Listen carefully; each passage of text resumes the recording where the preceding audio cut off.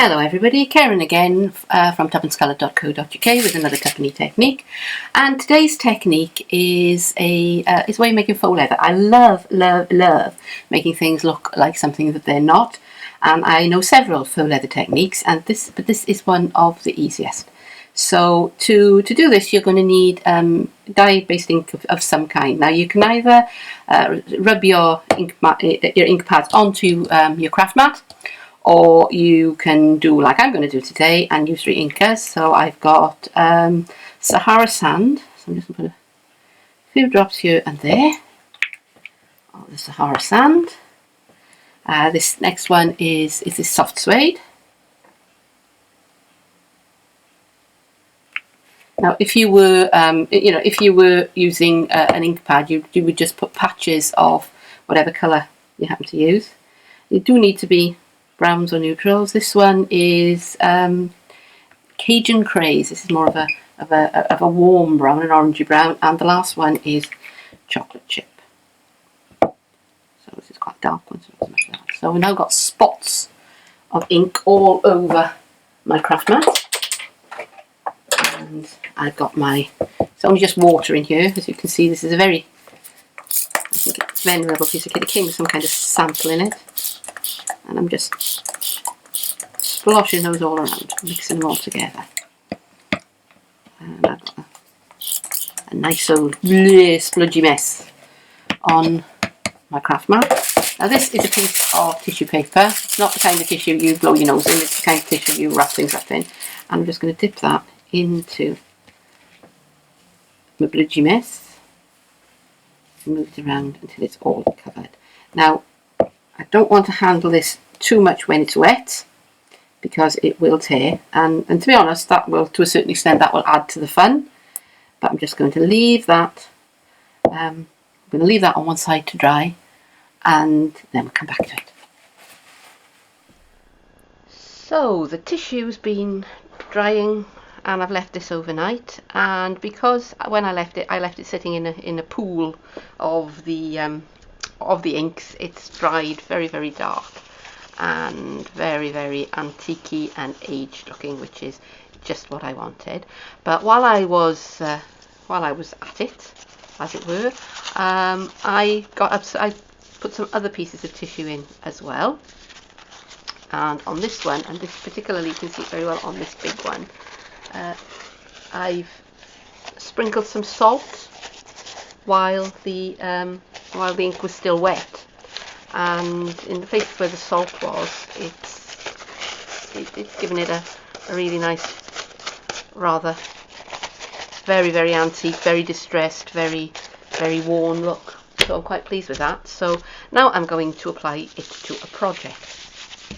And what I've got here is, it's just a papier-mâché box, the inside of it, and all I've done is I've taken some acrylic paints in shades of brown. So I used burnt umber and burnt sienna, and I just stabbed them on fairly roughly, no rhyme or reason, just plonked them on to the box to give it a nice background. So now we're going to apply the tissue to the box lid. So I have here some Studio matte medium. You can use any kind of glue, acrylic, whatever you happen to have handy. Mod Podge will work well. I just wouldn't use something like your Tombow, which is designed for, for kind of sticking bits of paper to bits of paper, if you understand what I mean. Because it will work. It will work, but it's, for one thing, it's a little bit quick drying because it's meant to be, it's meant to go off quickly, quite frankly. If you don't want to be hanging around holding 2 bits of paper together while the glue dries. And for the other thing is, it would be quite expensive. Did I say that already? It's horses for courses. So nice dollop of the matte medium over there. Not bothering too much. And let's see. So let's make sure I'm nicely centered. Get that out of line of vision, and I'm just going to pop that down over the top. I've got a bit of sponge here.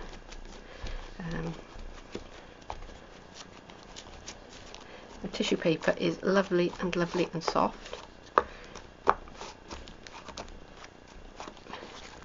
and you want a few wrinkles in it.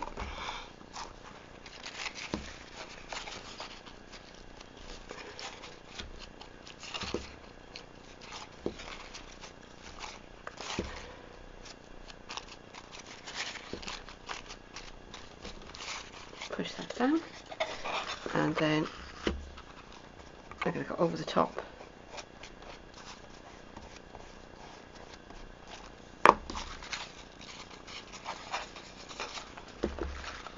Again,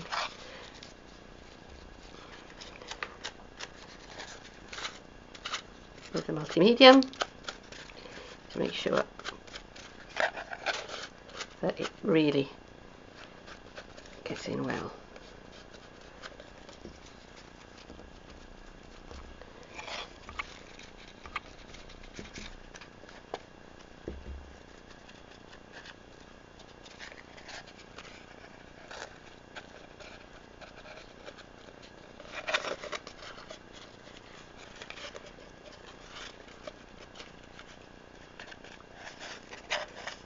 And again, we'll leave that on one side to dry. I'm going to go do the same to the bottom part of the box so that it matches, but I'll do that off camera.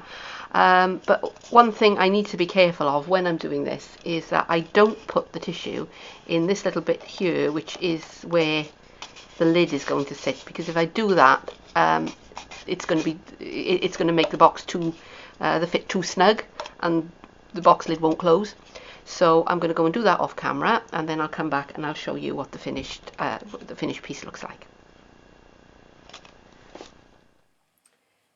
So now here we are back, and the multi-medium has dry, and as you can see, it's given a lovely texture to the box. See it really well on the box base. Now I could leave it there. I could give it a coat of gloss to make it nice and shiny. But what I am going to do is I'm going to do a spot of dry brushing to bring out the texture. So what I've got here is I've got a little bit of buff titanium acrylic paint. Depends when you're dry brushing. It kind of depends on the colour underneath. You know, you can go straight in with white, but I think white would be a bit stark on this, so you can use a lighter version of the base colour. But it's buff titanium that I'm going to use. Cut long story short. So I've loaded up my brush. It is a stiff brush. This is actually a decoupage brush. You need something that's a stiff bristle, not anything that's soft. And I've loaded up my brush, and I'm going to take most of it off on this piece of paper towel, and then I'm just going to brush.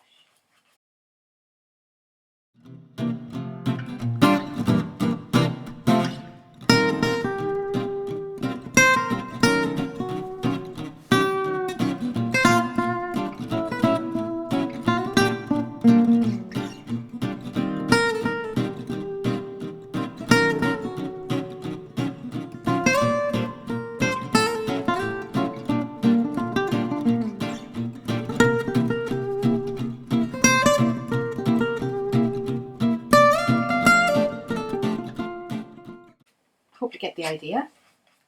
I'm going to finish the rest of it off camera, and then I'll come back and show you how it's looking when it's all done. And here we have the finished little box. While I was off camera, I did one more thing, which was to give it a coat of my favourite craft varnish, which is this. It's actually floor wax. The name of it has been changed. It's now no longer called Clear, but it is called Pledge Multi-Surface Wax, but it's the same stuff. And it's an acrylic varnish, basically, which gives a nice semi-glossy sheen. And I use it for all sorts of things. I'm just terrified that one day somebody is going to catch on to this and is going to market it in tiny little bottles and charge us a fortune for it. I got it at Sainsbury's. I'm sure your other supermarkets will stock it as well. So that's the technique. I'm going to post a picture of it when I've really finished with it, because I think I'm probably going to add some some bits of brassware and make it look kind of aged and steampunky and vintage. But you could use the same technique on picture frames, you could use it on men's cards, you could use it for all sorts of things. So I hope you've enjoyed it, and thank you for watching. I'm Karen from tuppencecoloured.co.uk, and I hope I'll speak to you soon. Goodbye now.